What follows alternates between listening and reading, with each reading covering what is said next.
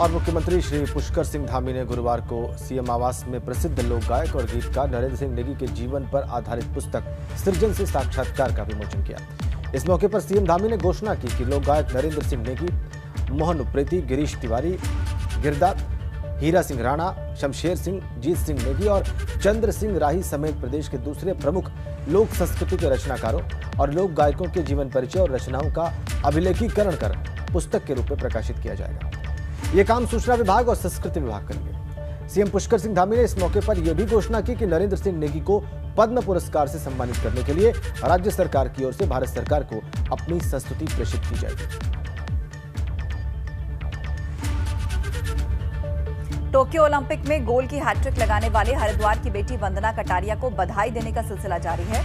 गुरु रविदास विश्व महापीठ के बैनर तले सामाजिक संगठनों ने वंदना कटारिया का स्वागत किया है। ऋषिकुल ऑडिटोरियम में स्वागत कार्यक्रम का आयोजन हुआ और इस दौरान गुरु रविदास विश्व महापीठ के प्रमुख भाजपा विधायक सुरेश राठौर ने कहा कि वंदना ने टोक्यो ओलंपिक्स में इतिहास रचकर हरिद्वार के साथ पूरे समाज का नाम दुनिया में रोशन किया है। इससे पहले हरिद्वार के रोशनाबाद पहुंचे सीएम धामी ने हॉकी खिलाड़ी वंदना कटारिया को टोक्यो ओलंपिक्स में शानदार प्रदर्शन करने के लिए बधाई दी। साथ ही उन्होंने वंदना कटारिया को तीलू रौतेली पुरस्कार के लिए 25 लाख रुपए की प्रोत्साहन राशि का चेक दिया।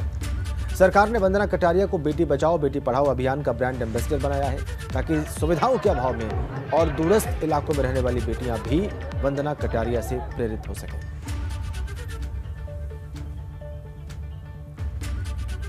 रौतेली पुरस्कार जो कि विभिन्न क्षेत्रों में अलग अलग जो प्रतिभाएं होती हैं उनको दिया जाता है। हमने उनको 100 मोटो अपने आप दिया है सरकार ने और साथ में ब्रांड एम्बेसडर भी बेटी पढ़ाओ और बेटी बचाओ का बढ़ाया है, जिससे कि वो वंदना हमारे यहाँ की ऐसी बच्चियाँ जो समाज के बहुत दूरस्थ क्षेत्रों में रहती हैं, बहुत अभाव में रहती हैं, बहुत कमी में रहती हैं, उनके लिए एक प्रेरणा का स्रोत बनेगी। बहुत अच्छा लगा, उन्होंने सम्मान किया और मतलब बहुत अच्छा लगा है जो। हाँ जी, क्या सम्मान दिया?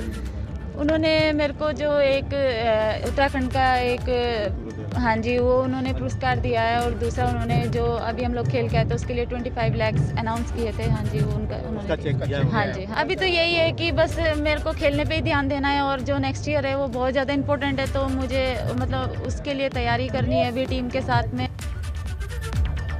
और अब अहम खबर रुड़की से। इस बार वर्चुअल होगा आईआईटी रुड़की का दीक्षांत समारोह। कोविड-19 के खतरे को देखते हुए संस्थान ने बड़ा फैसला लिया है।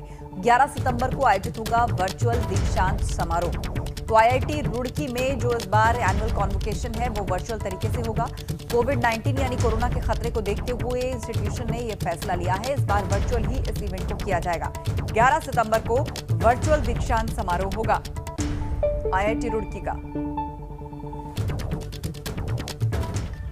इधर उत्तराखंड से भाजपा के राज्यसभा सांसद अनिल बलूनी ने ऋषिकेश एम्स के निदेशक डॉक्टर रविकांत से मुलाकात की। दिल्ली में अनिल बलूनी के आवास पर हुई इस मुलाकात के दौरान भाजपा सांसद ने डॉक्टर रविकांत से ऋषिकेश एम्स की सेवाओं और प्रोग्रेस पर चर्चा की।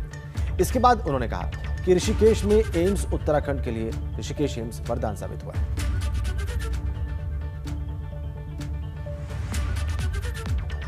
तस्वीरें कल की मुलाकात की।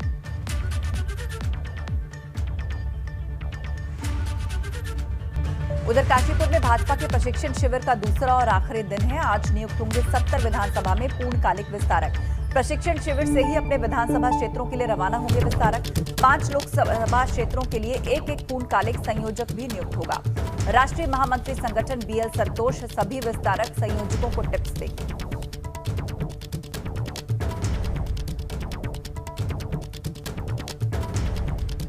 5 लोकसभा क्षेत्रों के लिए एक पूर्णकालिक विस्तारक नियुक्त होगा। बीएल संतोष सभी विस्तारक संयोजकों को टिप्स देंगे।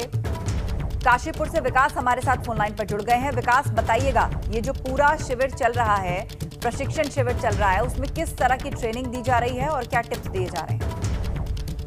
यहाँ आपको मैं बता दूं, यह शिविर कल से शुरू हुआ है। प्रथम दिन जो था मदन कौशिक जो प्रदेश अध्यक्ष भारतीय जनता पार्टी है और संगठन मंत्री अजय कुमार, इन्होंने क्लास ली और आज जो है बीएल संतोष जी पहुंच रहे हैं दोपहर में।